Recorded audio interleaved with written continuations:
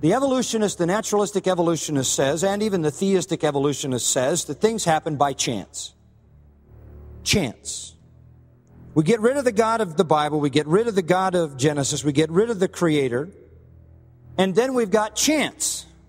Now this is a pretty interesting thing to think about. I have read this word chance over and over and over again in reading the writings of these people. And the myth that drives the whole evolutionary process, this entire unbiblical, irrational, immoral idea of evolution, the myth that drives it is the myth of chance. Chance. Chance is the cause. In contemporary science, chance takes on new meaning. They don't want God to be the cause, but something has to be the cause, so the cause is chance. But let me tell you about chance. Friends, chance doesn't exist. It's nothing. It's nothing. Chance is a word used to explain something else.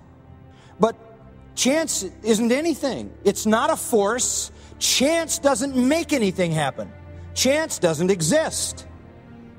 It's only a way to explain something else. Chance didn't make you meet that person.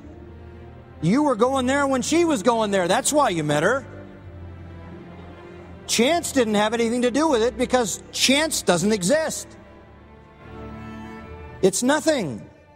But in modern evolution, it's been transformed into a force of causal power. It's been elevated from being nothing to being everything. Chance makes things happen. Chance is the myth that serves to undergird the chaos view of reality. I mean, this is so fraught with problems from a rational or philosophical viewpoint, you hardly know where to begin.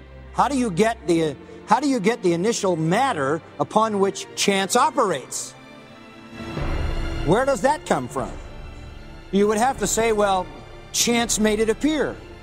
You know what? This sounds so ridiculous, and yet this is the undergirding philosophy behind evolution. It is completely incoherent and irrational. But the new evolutionary paradigm is chance. And it's the opposite of logic. You see, when you abandon logic, and logic says, oh, there's a universe. Somebody made it. What else would logic say? There's a building, somebody made it. There's a piano, somebody made it. There's a universe, more complex than a building, infinitely more complex than a piano. Somebody who's very, very powerful and very, very intelligent made it. You say no? No, chance made it. Listen, folks, that's rational suicide. That's not logical. The logic abandoned leaves you with myth. And the enemies of mythology are empirical data and God-given reason.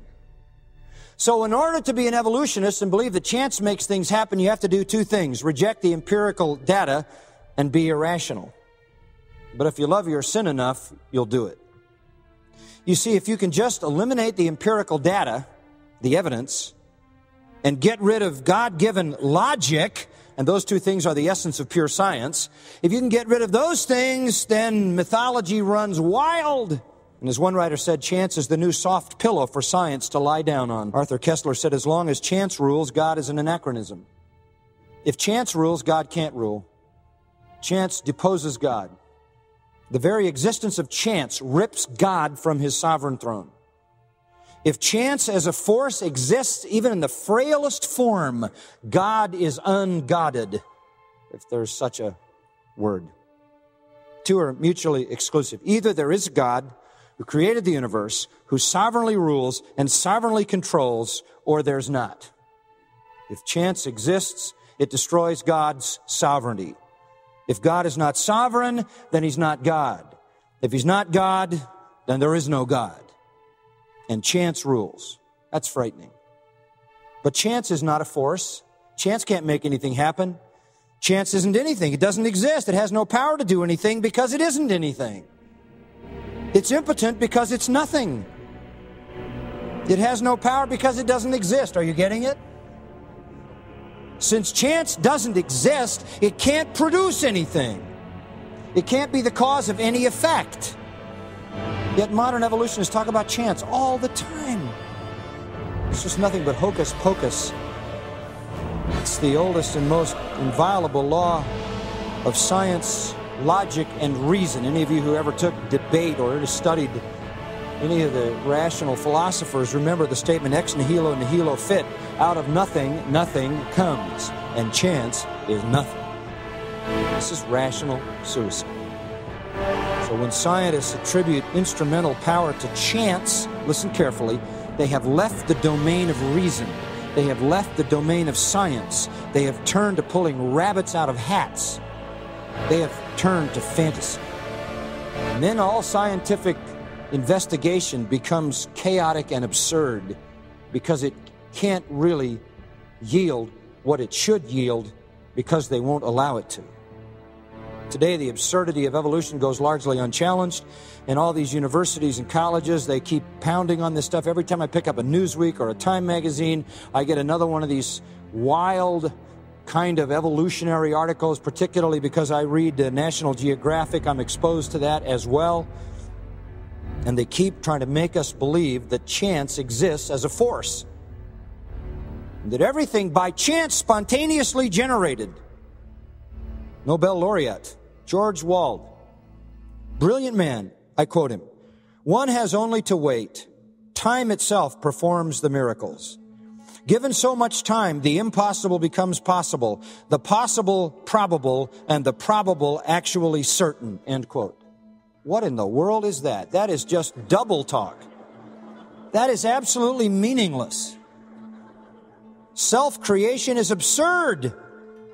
No matter how much time, because chance does not exist. Doesn't exist.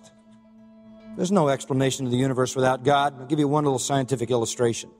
Have you ever heard of quantum theory? Well, you've heard about a quantum leap? People say somebody made a quantum leap. Let me tell you where that comes from.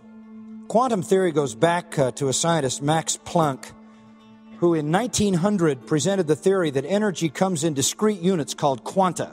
Now, I'm not going to take you too deep here because I can't go too deep myself. But energy can be broken down into units, and he said these units, identifiable units, are called quanta. In 1927, Werner Heisenberg, a German physicist, found that when a photon strikes an atom, it boosts an electron into a higher orbit.